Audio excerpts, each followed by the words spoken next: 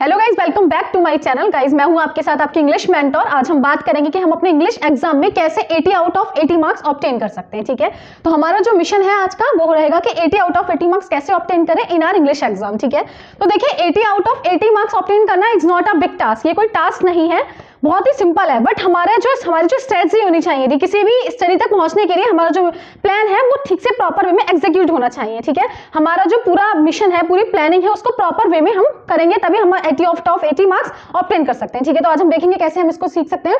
देखिए हमारा मिशन है 80 आउट ऑफ 80 मार्क्स ऑब्टेन करना, तो उसके लिए हमें क्या क्या करना पड़ेगा।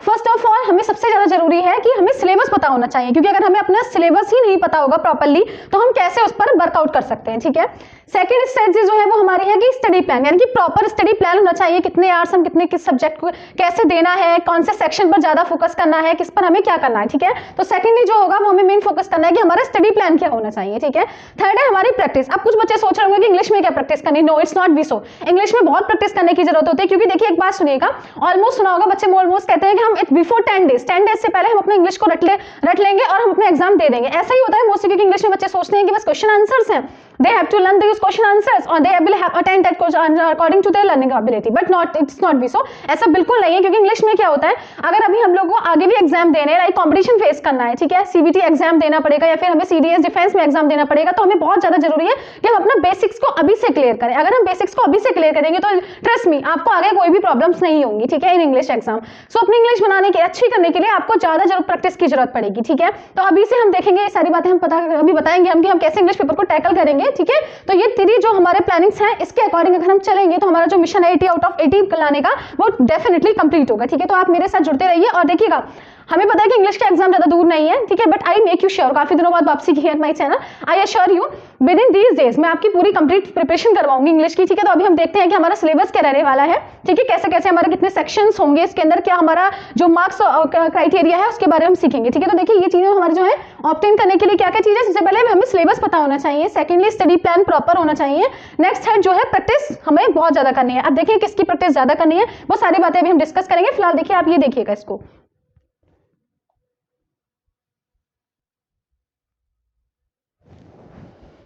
देखिए गाइस, आपका जो पेपर होगा वो 3 सेक्शंस में कैटेगराइज होगा। सेक्शन ए जो होगा आपका वो 22 मार्क्स का होगा, जिसमें आपका रीडिंग स्किल्स बेस्ड होगा। ठीक है, जिसमें क्या होगा, आपके पैसेज होंगे जो हमारे 22 मार्क्स के होंगे। सेकंड जो होगा सेक्शन बी होगा वो होगा क्रिएटिव स्किल बेस्ड, यानी कि क्रिएटिव स्किल बेस्ड होगा, जिसमें आपके लेटर राइटिंग होगा, रिपोर्ट राइटिंग होगा, आर्टिकल होंगे, इन्विटेशन होंगे। ठीक है, ये सारी कॉमन चीजें हैं। बस देखिए हमारे इन सब चीजों में भी मैं बाद में आगे डिस्कस करेंगे फिलहाल। ठीक है, तो जो हमारा सेक्शन बी होगा वो 18 मार्क्स का होगा। सेक्शन सी जो होगा वो लिटरेचर होगा, जो आपका 40 मार्क्स का होगा, जिसमें आपके जो चैप्टर्स, जो आपकी 2 books are there, 2 books are there, Flamingo है, सेकंड विस्टास बुक है। ठीक है, तो वो जो बुक होंगे उसमें आपके जो क्वेश्चन आंसर्स होंगे वो आपके 40 मार्क्स के आएंगे। ठीक है, तो जो हमारा सिलेबस है वो क्या है, सेक्शन जो आपका पेपर होगा वो 3 सेक्शन में कैटेगराइज है, section A, then section B, then section C. ठीक है, तो टोटल कितने हो जाएंगे, 22 plus 18 40 plus 40 is equal to 80 marks का जो आपका एग्जाम होगा वो होने वाला है। ठीक है, तो हम सबके ऊपर अब एक एक करके बात करेंगे कि हम एग्जाम पेपर को कैसे टैकल करेंगे, रीडिंग स्किल को कैसे स्ट्रॉन्ग बनाएंगे, क्रिएटिव स्किल्स कैसे करेंगे और हम लिटरेचर को कैसे बनाएंगे। ठीक है, तो देखिए इसके बारे में आप इसको देख लीजिएगा एक बार। ठीक है, कि हमारा कितने कितने मार्क्स के क्या क्या सेक्शन रहने वाले हैं। देखिए गाइस, अब सेक्शन ए जो रहेगा आपका वो है 22 मार्क्स का, जिसमें आपके अनसीन पैसेज होंगे। ठीक है, सेक्शन बी जैसे कि मैंने पहले ही बताया था वो रहेगा क्रिएटिव बेस्ड, तो उसमें कितना होगा, 4 मार्क्स का नोटिस रहेगा, 4 मार्क्स का इन्विटेशन होगा। ठीक है, 5 मार्क्स का लेटर राइटिंग रहेगा एंड 5 मार्क्स में आपके 2 ऑप्शन होंगे, या फिर तो रिपोर्ट यू कैन राइट और यू कैन राइट आर्टिकल। ठीक है, तो देखिए 4 4 8 5 13 प्लस 5 18 मार्क्स का जो आपका सेक्शन बी रहने वाला है। ठीक है, जो कि किस पर बेस्ड होगा, क्रिएटिव बेस्ड होगा। अब देखिए मोस्टली बच्चों को प्रॉब्लम्स जो आ जाती है, जहां पर एरर होने की ज्यादा मार्क्स आते हैं, रिडक्शन की जो पॉसिबिलिटी होती है वो कहां पर होती है, बच्चों को राइटिंग नहीं लिख पाएंगे, मतलब राइटिंग सेक्शन में सबसे ज्यादा प्रॉब्लम हो जाती है, और मीन्स क्रिएटिव बेस्ड सेक्शन में, जैसे कि नोटिस नहीं लिख पाएंगे बच्चे, उन्हें डर रहता है कि अगर 150 की लिमिट दे रखी है तो वो कि बट लिमिट ज्यादा नहीं हो जाए, not more than exceed 150 marks, इस तरीके से उन लोगों को प्रॉब्लम्स हो जाती है। तो देखिए सबसे पहले हमें इसको टैकल करने की क्या स्ट्रेटजी है हमारी, ये भी हम बात करेंगे, इसके ऊपर भी बताएंगे अभी। ठीक है, तो हमारा जो सेक्शन बी है वो 18 मार्क्स का रहने वाला है, जिसमें हमारे 4 मार्क्स का नोटिस रहेगा, 4 मार्क्स का इन्विटेशन होंगे, 5 मार्क्स लेटर राइटिंग पर आएगा एंड 5 मार्क्स रिपोर्ट या आर्टिकल में से यू कैन चूज 1। ठीक है, एक चूज कर सकते हैं आप लोग, इसमें से दोनों में से किसी एक को लिख सकते हैं। ठीक है, तो समझ गए ना, आई होप कि आप ये लोग समझ गए होंगे। सेक्शन सी पर बात करेंगे अभी नेक्स्ट। देखिए गाइस, अब हम सेक्शन सी के ऊपर बात करते हैं। देखिए सेक्शन सी में जो होगा 5 हमारा जो 40 मार्क्स का होगा, टोटल सेक्शन सी जो है जो सबके ब्रॉड मार्क्स गिवेंगे, 5 मार्क्स के लॉन्ग फ्लेमिंगो से होगा, 5 मार्क्स का लॉन्ग आंसर जो होगा वो विस्तार से होगा एंड 10 मार्क्स शॉर्ट क्वेश्चन होंगे, 2 मार्क्स ईच आंसर होगा, ठीक है। जो 5 क्वेश्चंस होंगे और वो फ्लेमिंगो से होंगे, ठीक। नेक्स्ट जो होगा 12 मार्क्स एमसीक्यूज होंगे जो फ्लेमिंगो से होंगे, जिसमें 6 प्रोस के एमसीक्यू होंगे एंड 6 पोएट्री होंगे। 4 मार्क्स एमसीक्यू जो होंगे वो विस्तार से होंगे, ठीक। नेक्स्ट हमारे 4 मार्क्स के जो शॉर्ट क्वेश्चंस होंगे दैट विल बी फ्रॉम विस्तार, वो कहां से होने वाले हैं, विस्तार से होने वाले हैं, ठीक है। तो टोटल जो हमारा सेक्शन सी है वो 40 मार्क्स का होगा, ठीक है, जो हमारा सबसे ज्यादा मार्क्स स्कोरर है, ठीक है। तो सेक्शन सी पर हमें सबसे ज्यादा ध्यान देने की जरूरत है, ठीक है। अब हम देखेंगे इसमें कि हमारा जो कैसे हम इसको जो हमारा राइटिंग सेक्शन है उसको कैसे बेटर कर सकते हैं, कहां पर हमारे मार्क्स डिटेक्ट होंगे वो ना डिटेक्ट हो, कैसे प्रैक्टिस करेंगे, इसके बारे में भी हम देखते हैं। फिलहाल देखिए सेक्शन सी जो होगा वो 40 मार्क्स का होगा। 5 marks from long answer from Flamingo, 5 marks long from Vistas, 10 marks short questions from Flamingo, 12 marks MCQ from Flamingo, ठीक, और 4 marks MCQs from Vistas and 4 marks short answer from Vistas, ठीक है। तो that will be section C. आपका जो section C है वो ये होगा, ठीक है।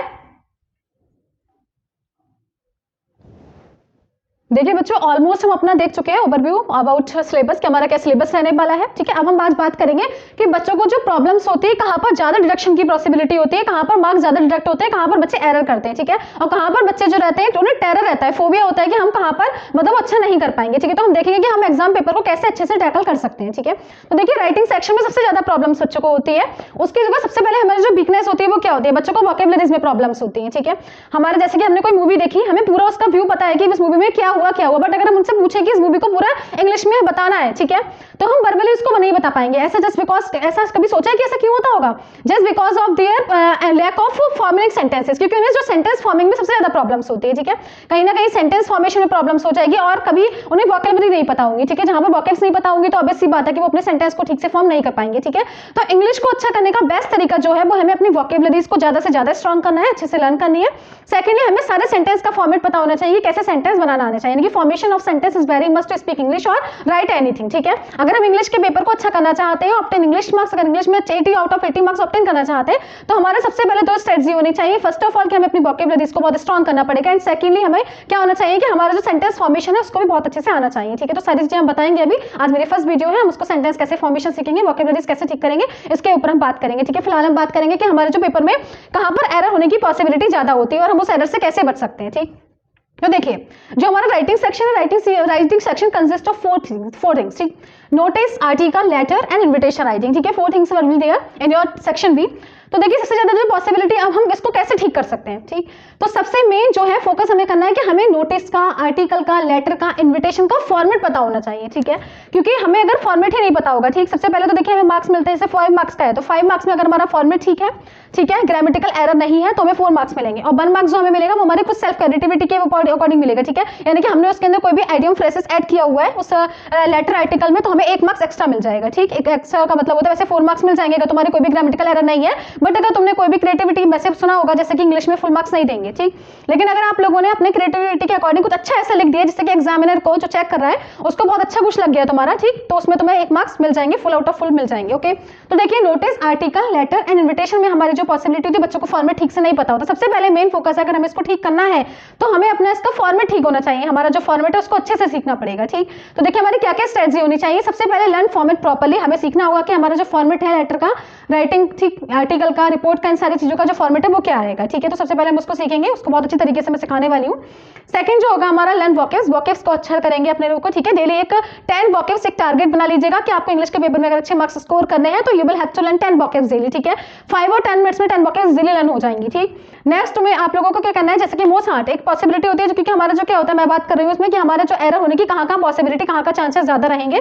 तो देखिए जो हमारा PYQ जो होते हैं, प्रीवियस ईयर क्वेश्चंस की बहुत ज्यादा प्रैक्टिस करनी है एंड सेकंडली जो MCQs आ जाते हैं उसमें भी प्रॉब्लम रहती है जहां पर हमारे एक मार्क्स कट जाते हैं, ठीक है। तो हमें जो हमारे लास्ट ईयर के जो MCQs होंगे उनकी प्रैक्टिस करनी है, ठीक है। अपने सैंपल पेपर में से किसी भी सैंपल पेपर से take any sample paper and you have to make sample paper practice, उससे प्रैक्टिस करेंगे तो आपका क्या हो जाएगा, विद इन टाइम आप पेपर को कैसे कंप्लीट कर पाएंगे, क्योंकि मोस्टली बच्चों के साथ ये प्रॉब्लम रहती है, वो अपने पेपर को विद इन टाइम कंप्लीट नहीं कर पाते हैं, ठीक है, जिस वजह से भी उनके मार्क्स कम रह जाते हैं, ठीक। तो टाइम अकॉर्डिंग, फाउंडेशन के अकॉर्डिंग आप एक सैंपल पेपर ले लेंगे और डेली 1 पेपर सॉल्व करने की प्रैक्टिस करेंगे, ठीक। तो देखिए लर्न वोकैब्स करनी है, डू PYQ प्रैक्टिस, आप लोगों को PYQ प्रैक्टिस करनी है, यानी कि प्रैक्टिस क्वेश्चंस लास्ट ईयर के जो क्वेश्चंस होंगे उसको करना पड़ेगा, ठीक है। फोर्थ जो है आपकी practice of letter, writing, report, invitation, एक कॉपी बना लीजिएगा आप और डेली आप लोगों को प्रैक्टिस करनी है लेटर, राइटिंग, रिपोर्ट, इन्विटेशन। फिलहाल आप लोग प्रैक्टिस नहीं कर पाएंगे क्योंकि मैंने अभी कुछ सिखाया नहीं। तो देखिए मैं अब आप लोगों की कल, अब मैं आपको स्टार्टिंग करेंगे पहले। और दूसरी बात, हमें जो प्रॉब्लम्स होती है लिटरेचर की बात करेंगे। ग्रामर तो समझ में आ गया ना कि आप लोगों को सबसे पहले फॉर्मेट सीखना है और ये 4 चीजों पे फोकस करेंगे तो आप लोग को डेफिनेटली सेक्शन बी में कितने मार्क्स का था, सेक्शन बी 18 मार्क्स का था। तो आई होप कि 18 में से 18 मार्क्स आप लोग गेट कर सकते हैं अकॉर्डिंग टू माई जो मैंने आप लोगों को बताया है, अकॉर्डिंग टू माई स्ट्रेटजी अगर आप लोग फॉलो करेंगे तो ट्रस्ट मी आप लोग 18 out of 18 marks easily get कर पाएंगे, क्योंकि English was not is so much difficult subject, it's not a difficult subject, ये डिफिकल्ट सब्जेक्ट नहीं है। अगर आप उसको ठीक वे में प्रॉपरली पढ़ेंगे, जैसे मैंने बताया प्रॉपर स्टडी प्लान होना चाहिए, प्रॉपर प्लान को कैसे एग्जीक्यूट करना है, प्रॉपर सिलेबस पता होना चाहिए, ठीक है। ठीक से अगर आप इन 4 स्ट्रेटजी को फॉलो करेंगे तो ट्रस्ट मी आप लोग के अच्छे मार्क्स आने वाले हैं, ठीक। नेक्स्ट हमारा क्या होता है, लिटरेचर में प्रॉब्लम्स कहाँ हो जाती है, बच्चे जो आंसर्स है उसको नहीं लिख पाएंगे, ठीक है। आंसर में कोई भी रेक्टिफिकेशन नहीं होनी चाहिए, there should not be rectification, any type of rectification should not be there. आप लोग उसके लिए क्या करेंगे, मैं आपको कल ही समरी बताऊंगी चैप्टर की, आप समरी सुनेंगे, ठीक। उसके बाद जब आपको लेटर सारे कंसेप्ट क्लियर होंगे, सारी थीम क्लियर होगी, इस चैप्टर में किसके बारे में बताया गया, क्या बताया गया, तो आप लोगों को कुछ भी रेक्टिफिकेशन नहीं करने की, कोई भी रटने की कोई भी जरूरत नहीं पड़ेगी, कैसे भी कोई भी आंसर क्वेश्चन आएगा आपका, ठीक। आप उसको you can write in your words, but अब आपको अपने वर्ड्स में लिखने के लिए मैंने बताया वही कि क्या बात होनी चाहिए। जैसे आपने मूवी देखी, नहीं लिख पाएंगे आप लोग अगर आपको सेंटेंस फॉर्मेशन प्रॉपर्ली नहीं होगा और आप लोगों को अगर वोकैबुलरीज नहीं लर्न होंगी तो आपको आते हुए भी चीजें नहीं लिख पाएंगे, ठीक। तो आप लोग के लिए उसके लिए 2 चीजें सबसे पहले अभी से स्टार्ट कर दीजिएगा। एक तो आप सेंटेंस की जो प्रैक्टिस है, सेंटेंस सीख लीजिएगा, जो हमारे 12 टाइप्स के होते हैं उसके कैसे फॉर्मेट करेंगे, उसको कैसे फॉर्म करेंगे, ठीक है। तो हमारा वो चीज आप लोग सीख लेंगे, बाकी मैं अगर एक्स्ट्रा टाइम में आप लोग को वो भी सिखा दूंगी बीच बीच में, ठीक है, कोई भी क्लास ले लूंगी। सेकंड है आप लोग को वोकैबुलरीज लर्न करनी है, ठीक है। अगर आप लोग ये ठीक करेंगे तो आप लोग यकीन मानिए आप लोग समरी अगर मैंने बता दी तो आप लोग को you can write answers in your words easily, ठीक है। तो आपको कुछ भी रटने की जरूरत नहीं होगी, केवल फॉर्मेट देखेंगे और आप अपने वर्ड्स में लिख देंगे, ठीक है। तो ट्रस्ट मी आज से आप लोग मेरे साथ जुड़िए और जैसे जैसे मैं बताऊं आप उसको फॉलो करेंगे तो डेफिनेटली आप लोग 80 में से 80 मार्क्स ऑब्टेन करेंगे। तो ये हमारा आज मिशन था, कल से हम स्टार्ट करेंगे अपना सिलेबस और within these days I make you assure कि मैं आप लोगों को ये कोर्स कंप्लीट कराऊंगी, दैट्स माय गारंटी, ठीक है। तो thank you very much for giving me precious time, thank you, ठीक है।